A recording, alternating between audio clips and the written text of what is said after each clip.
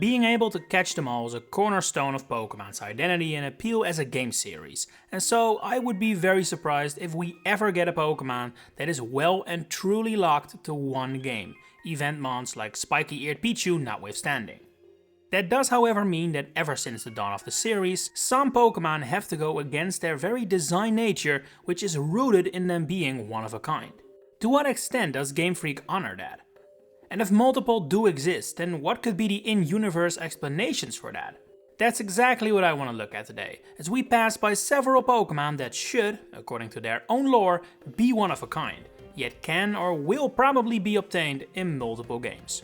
As you'll probably expect, this video will be jam-packed with legendary Pokemon, the poster children of seemingly being one of a kind. But I want to ease into things with one of the only non-legendary Pokemon that at least appears to be intended to be unique: Spiritomb. The entire design philosophy of this Pokemon is that it's exactly 108 spirits trapped inside an item known as the Odd Keystone, which is more often than not required in order to obtain it in the first place. While we don't know exactly how or by who these spirits were bound to the stone, we can determine it's probably a bit of an annoying job to have to do repeatedly, because Spiritomb is usually an extremely exclusive Pokemon. Diamond, Pearl and Platinum only have one, which can be fought repeatedly but disappears after it's been caught. Black and White 2 make it available through trade, so one time only, and other later games such as Oras and Sword and Shield also make a bit of an event out of Spiritomb and limit the amount you can catch to one. However, in X and Y it can be repeatedly caught in the Friend Safari, Scarlet and Violet has several fixed wild encounters with it, and even though Legends Arceus gives Spiritomb very exclusive treatment with an extensive quest and literally 108 wisps you have to collect, in the end it does appear infinitely in the same spot. Which leaves the question, how is that possible? The easy answer would be that Spiritomb can breed, which is true, but also makes no sense from a realistic standpoint, and would render its entire origin story bogus. Even though, unlike other Dex entries that can embellish a little, we know Spiritomb's origins are correct. We've been directly involved with them in the past. As such, it seems more likely to me that Spiritomb being able to breed is more of a only in captivity thing, rather than something that happens in the wild. That doesn't mean, however, that Spiritomb is truly one of a kind. In the Sinnoh games, you can only catch one Spiritomb, but you can find infinite Odd Keystones in the underground. One of them eventually ends up in Hoenn and becomes the Spiritomb found in Oras, which is literally explained by some of the papers found in Sea Mauville. The Spiritomb of Galar is a bigger mystery, because even though the method of catching it resembles what happens in Sinnoh, there is seemingly no Odd Keystone involved at all. How exactly that works is impossible to say, and the fact that Spiritomb's connection to its item is incredibly inconsistent to begin with only further troubles things. But to conclude this little section, I think that it's definitely certain that, although Game Freak has so far really done well in maintaining Spiritomb's special status, it is not a unique Pokemon, and that doesn't conflict with its own lore either. But when you're talking lore and, well, we're in Sinnoh anyway, we cannot pass up on taking a closer look at the Creation Trio, as well as their own creator, Arceus. By all accounts, these Pokemon should be unique. Dialga controls time all by itself. The entire Pokemon world has one time, therefore there is one Dialga. Same with Palkia in space and Giratina in antimatter, I guess? Giratina doesn't really have a role in the balance of the universe, or at least not a pronounced one, but its story is still quite clear in that there is only one Giratina, not several. Which of course begs the question then, does that hold up? Well, what doesn't bode well is that these three are some of the most widely available legendary Pokemon, being catchable in all but one generation since they were introduced, balanced out by the fact you can sometimes get several copies in the same generation. But hey, same generation doesn't mean the same world, so let's take a closer look. First of all, you have of course the Dialga, Palkia and Giratina available in Diamond, Pearl and Platinum. These are quite clearly not the same world though, they retell the same story, so they don't conflict with one another. The same goes for Brilliant Diamond and Shining Pearl. Heart Gold and Soul Silver are set in the same worlds as these games, so their availability there would cause severe problems if Game Freak didn't think of that. Because rather than you finding these Pokemon in some designated dungeon, they are actually created on the spot by Arceus, indicated by the fact they're level 1, meaning that these are the second members of their species. I guess you could say that then makes Dialga, Palkia and Giratina not one of a kind, but I would argue that in spirit they still are. They're not a species, like Spiritomb at least.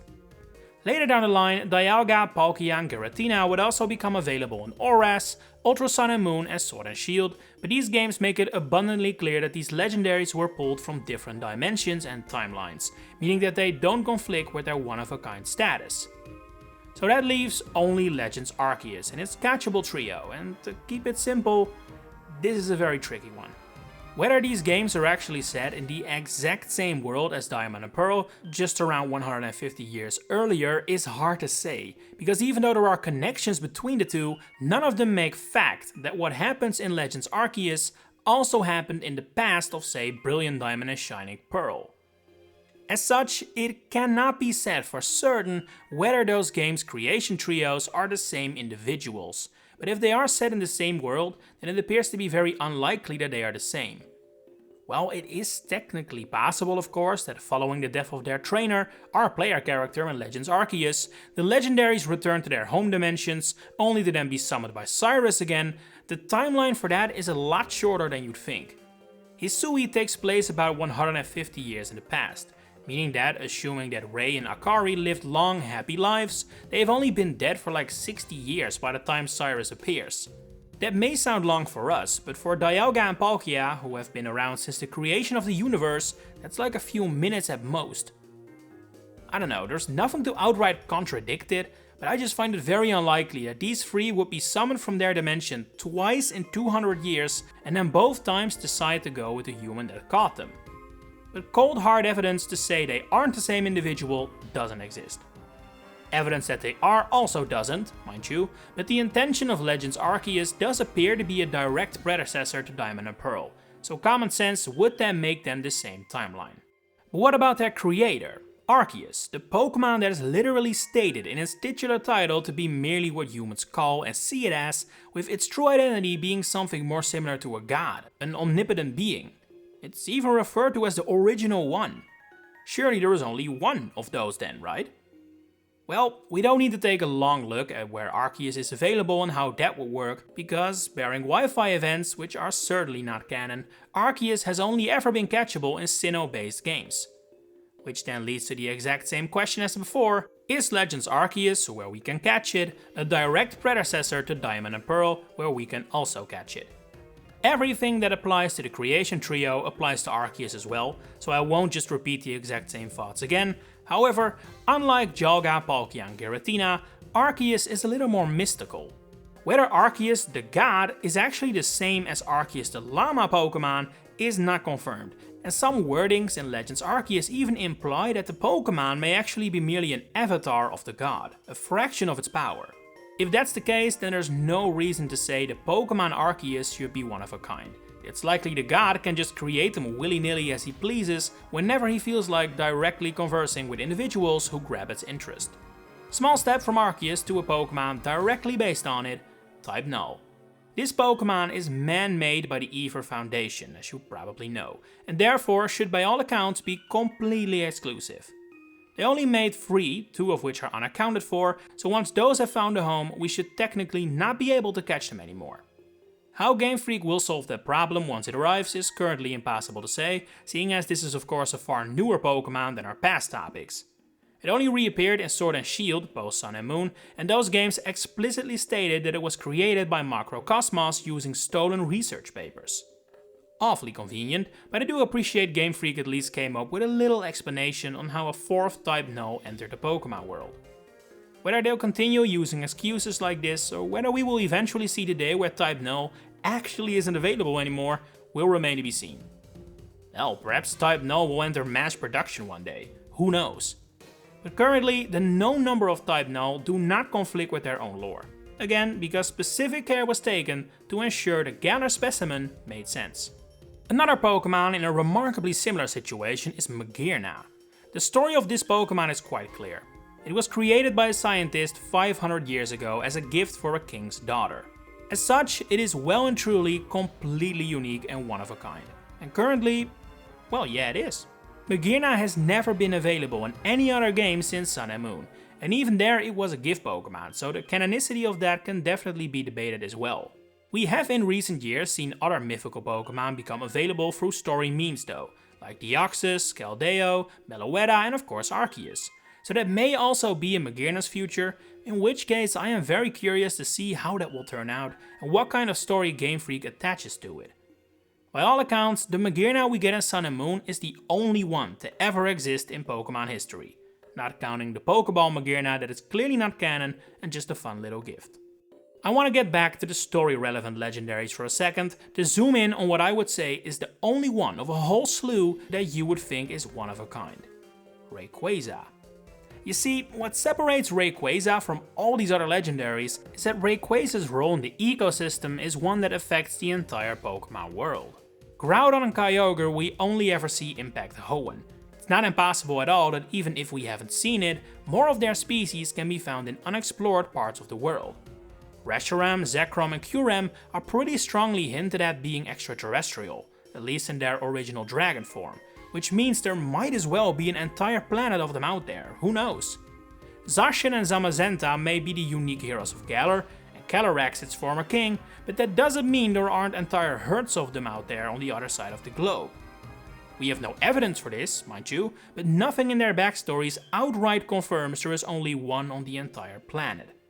Galar only has one, and the other known regions have none, but that doesn't mean it is impossible for other members of their species to populate the rest of the world. Same with Terrapagos and Paldea. For all we know, there are 10 Poke countries with Terrapagos under their regions making terrestrialization possible, we just haven't seen them. But for Rayquaza, this all doesn't apply. Rayquaza protects the atmosphere of the entire Pokemon planet, implying that all regions, even those we haven't explored yet, share the same individual. That might also explain why Rayquaza is available in so many games.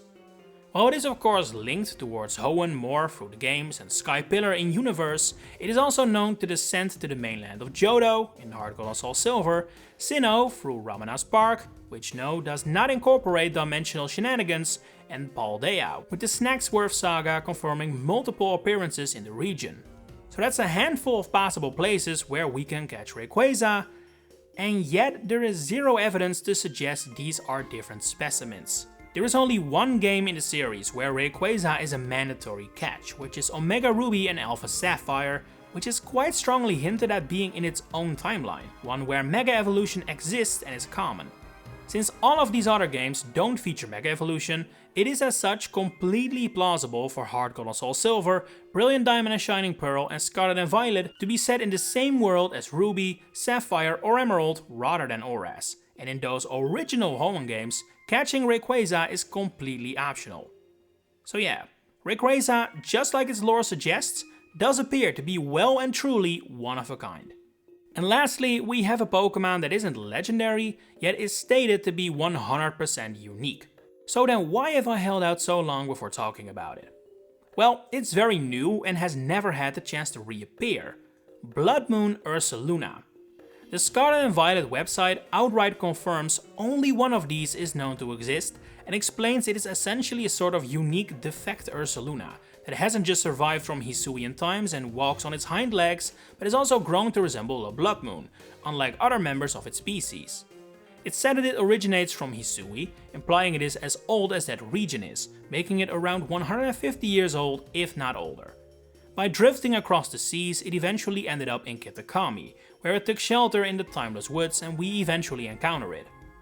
So, at the moment of writing, Blood Moon Ursaluna is 100% unique and one of a kind, but I would be shocked if it remained that way. Unlike with legendaries before it, or even Spiritomb if we're being honest, Blood Moon Ursaluna has no core design or lore reason to be one of a kind. Rare? Sure. But Game Freak could make a comeback in every game going forward, as long as it remains a rare mutation that doesn't conflict with its prior story at all. And that's about it from me. If you're wondering where the OG one-of-a-kind Pokemon is, Mewtwo, you might want to check out the recommended video on screen now. Share your own theories in the comments below, and if you enjoyed this video, please consider giving it a like and subscribe to the channel to stay updated on all my future Pokemon content coming up. For now, thanks for watching and enjoy the rest of your day.